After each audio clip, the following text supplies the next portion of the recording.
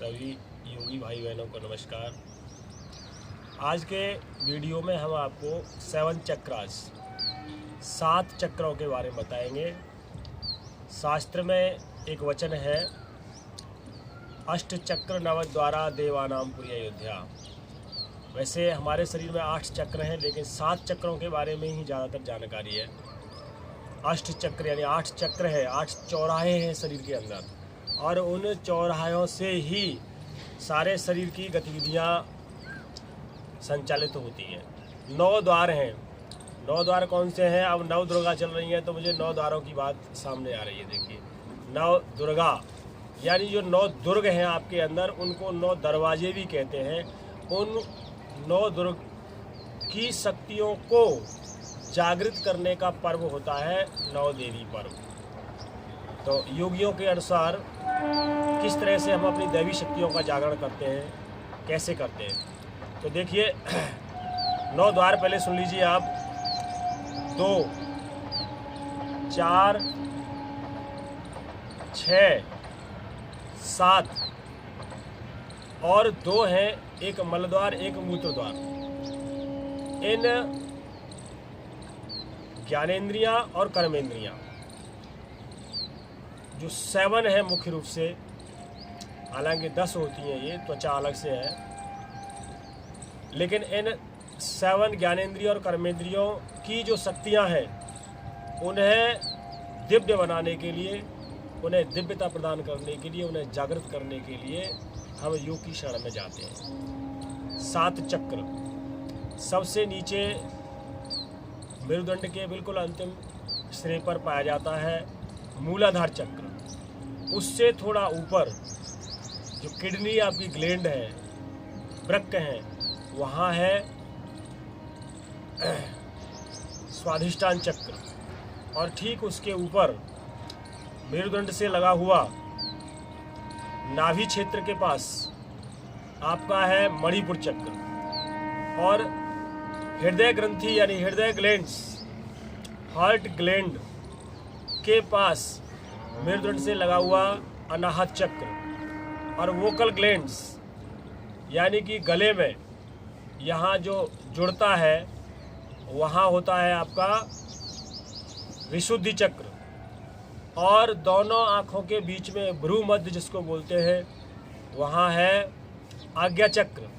और सबसे ऊपर तलवे में यहाँ होता है सहस्रार चक्र।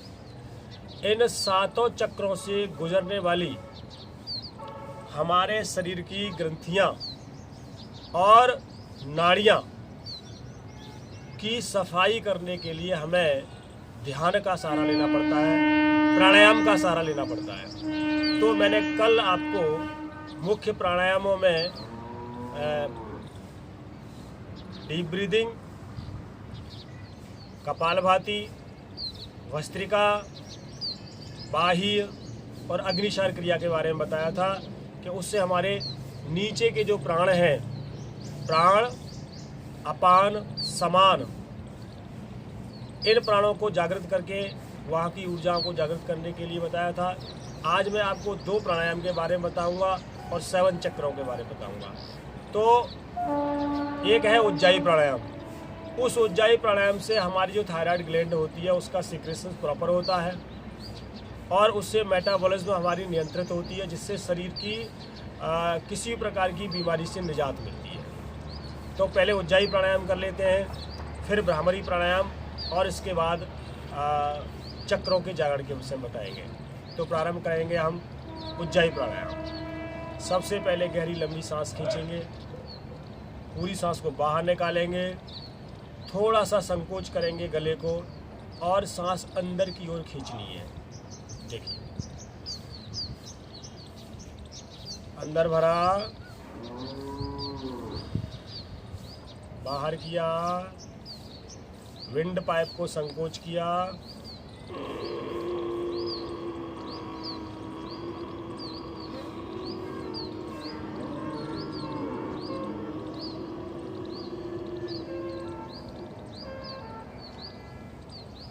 थोड़ा देर वायु को अंदर रखा और बाएं नोस्ट्रिल से बाहर। यह है उज्जाई प्राणायाम। इसको कम से कम 3 बार कीजिए। आपका विंड पाइप और थायराइड ग्लैंड्स की जो विकार है वो शांत होंगे और धीरे धीरे जब वो जागृत हो जाएंगे, वोकल ग्लैंड्स आपकी अवेक हो जाएगी, तो वहाँ आपको आपके गले की समस्याओं के साथ साथ आपके स्वर में मधुरता भी आ जाएगी। अब मैं आपको भ्रामरी प्राणायाम कराऊंगा। भ्रामरी प्राणायाम में भी इसी तरह से सांस को पहले अंदर खींचते हैं, फिर दोनों कानों की बगल में ये ढक्कन है ना, इनको धीरे से अंगूठे से बंद करते हैं और पहली उंगली मस्तक पर, दूसरी दोनों आँखों के बीच में, तीसरी यहाँ, और इस तरह से आप अपनी आँखों को और कानों को थोड़ा सा स्पर्श करेंगे, ज़बरदस्ती नहीं, और भौरे की तरह आवाज़ को बाहर निकालेंगे। भ्रामरी प्राणायाम हो जाता है, जिससे आपका सहस्रार चक्र और स्वादिष्टान चक्र, यहाँ प्राणों का प्रवाह ठीक प्रकार से हो जाने से या उनके ऑक्सीजनेटेड हो जाने से उनकी जागृति मदद मिलती है। तो करेंगे, ये देखिए, सांस अंदर करो बेटा,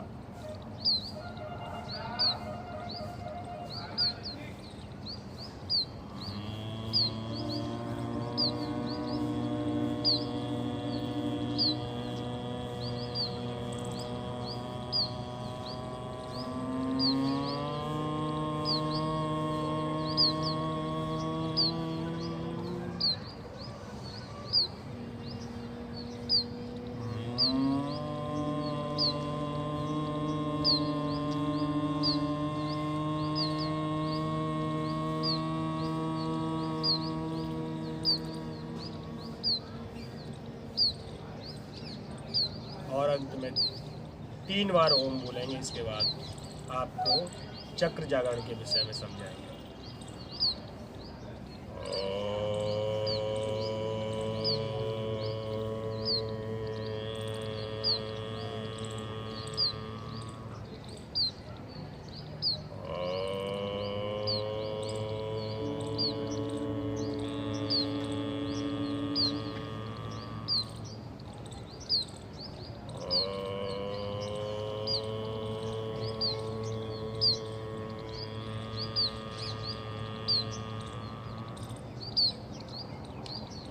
यथा पिंडे तथा ब्रह्मांडे की उक्ति के अनुसार ब्रह्मांड में जो भी ज्ञान है, जो भी शक्तियाँ हैं, वो सब इस शरीर रूपी पिंड में विद्यमान हैं।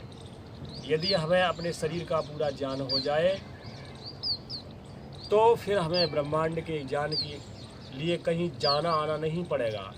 आपकी ही अंदर की शक्तियाँ, आपका ही एक प्रकार से अंतर्निहित शक्तियाँ जागृत होकर के वो ज्ञान की पराकाष्ठा को आप प्राप्त कर लेंगे, और वो सब संभव है चक्र जागरण के बाद और शरीर के जो 5 तत्व हैं उनको शुद्ध करने के बाद। तो देखिए, सबसे नीचे जो मैंने बताया था मूलाधार चक्र, उसको जागृत करने के लिए आपको सबसे पहले मेरुदंड को सीधा रखना है और थोड़ा सा मूल बंध लगा करके वहाँ से आने वाली ध्वनियों को सुनना है। इन चक्रों में एक प्रकार के चिन्ह हैं जिन्हें कमल के द्वारा परिभाषित किया गया है। सबसे नीचे मूलाधार चक्र में 2 पंखुड़ी वाला कमल है, स्वादिष्टान चक्र में 4 पंखुड़ी वाला, ऐसे ही आपके मणिपुर चक्र में भी 8 पंखुड़ियों वाला, और हृदय चक्र अर्थात तो अनाहत चक्र में 16 पंखुड़ियों वाला पद्म है, कमल है।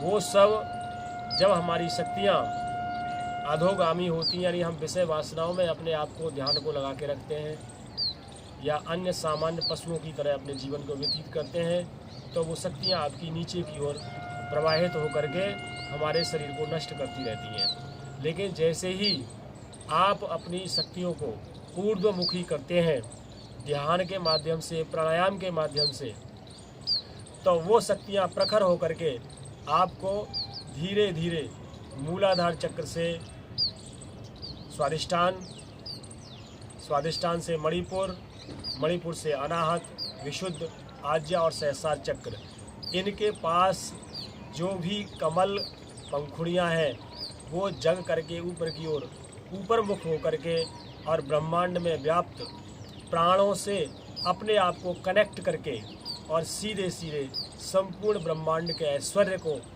जानने के लिए, समझने के लिए, भोगने के लिए हमारा शरीर तैयार हो जाता है।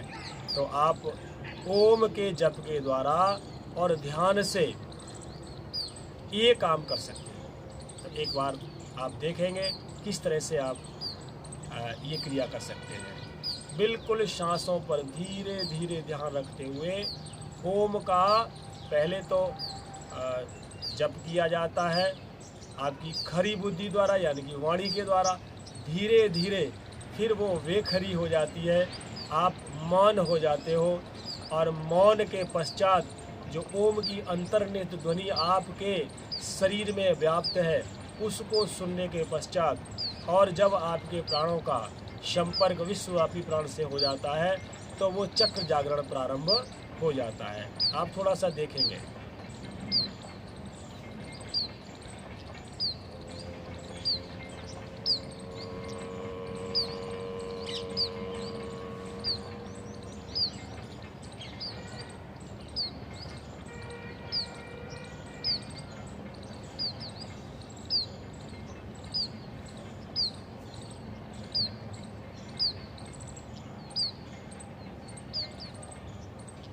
यहाँ चित्त शुद्धि अर्थात जब आपका चित्त कॉन्शियस विशुद्ध सत्व से युक्त हो जाए, अर्थात स्फटिक मणि की तरह इतना पवित्र हो जाए कि आप सत्य के अलावा कुछ भी महसूस या देखें ना, तो ऐसी स्थिति में आपका अनाहत चक्र जागृत होकर के नीचे के सभी चक्रों को जागृत करने के लिए समर्थ हो जाता है। आपकी पवित्रता, आपका ज्ञान, आपका कंसंट्रेशन या ये कहिए आपकी धारणा इतनी प्रखर हो जाती है कि आप सूक्ष्म होते होते आप उन चक्रों का जागरण ध्यान के माध्यम से कर सकते हैं। तो इसके आज के वीडियो में हम आपको चक्रों के जागरण के बारे में और चित्त शुद्धि के बारे में, ध्यान के द्वारा, प्राणायाम के द्वारा, ओम के जप के द्वारा और सबसे बड़ी बात है सत्य के अनुष्ठान के द्वारा जो आपके भीतर ओम के रूप में व्याप्त है उसके द्वारा अपनी अंतर्निहित शक्तियों को जागृत करने के संबंध में थोड़ा सा बताया है। इति ओम।